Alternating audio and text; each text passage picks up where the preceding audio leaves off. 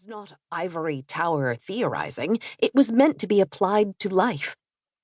As existentialists, he and Beauvoir refused any notion of human nature. As philosophers, they challenged all social conventions. Nobody was going to tell them how to live their lives, not even their love life. They were conscious of inventing their relationship as they went along. They rejected marriage. They never lived together. They openly had other lovers. They were often friends with each other's lovers. On occasion, they shared them. Their original agreement, not conveyed to the third parties involved, was that whereas their other loves would be secondary, theirs would be absolute. Sartre and Beauvoir spent their lives grappling with questions of ethics and morality. How were they to make the best use of their liberty? At first, they were preoccupied with individual freedom. Later, they were highly critical of this rather prolonged early period, which they looked back upon as their irresponsible youth. The Second World War made them conscious of history. In 1945, they established Les Temps Modernes, a journal that would have a major impact on intellectual life in France, Europe, and even the Third World. From that time on, they became public intellectuals who wrote committed literature and embraced political engagement. They never forgot that they had choices to make, and that freedom comes with responsibility. They discussed these questions constantly. Which of the possible actions before them would be most responsible? What would be the consequences of acting in this way rather than that way? Sartre, in particular, a passionate advocate of world peace and socialism, grappled with the big question of the day, communism. In the 1950s and 1960s, both took courageous stands against the Algerian and Vietnam Wars.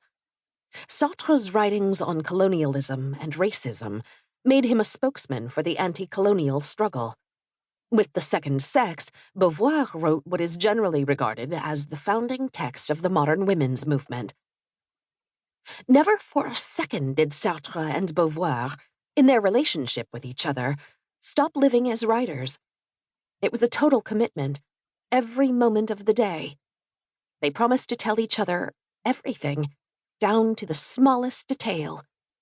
Turning life into narrative was perhaps their most voluptuous pleasure. As Roquentin reflects in Sartre's novel Nausea, for the most banal event to become an adventure, you must begin to recount it. It was impossible to say which was the more satisfying for Sartre and Beauvoir, the voyeuristic thrill of hearing about each other's life, or the cozy enjoyment of narrating their own. Both were heavily imbued with what Sartre called the biographical illusion, the idea that a lived life can resemble a recounted life. Already in their adolescence, they dreamed of their future lives, as if through the eyes of posterity. I was extremely conscious of being the young Sartre, in the same way that people speak of the young Berlioz, or the young Goethe, Sartre writes.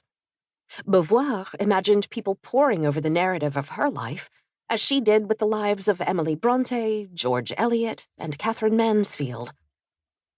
I wanted people to read my biography and find it touching and strange. Along with their myth-making impulse went a passionate belief in truth-telling. To them, the notion of privacy was a relic of bourgeois hypocrisy. Why keep secrets? As they saw it, their task as intellectuals was to probe beneath the surfaces, plumb the depths of experience, debunk myths, and communicate unvarnished truths to their readers.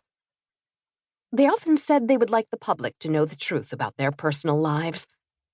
It wouldn't occur to me to get rid of letters and documents concerning my private life, Sartre said. So much the better if this means I will be transparent to posterity. I think that transparency should always be substituted for secrecy.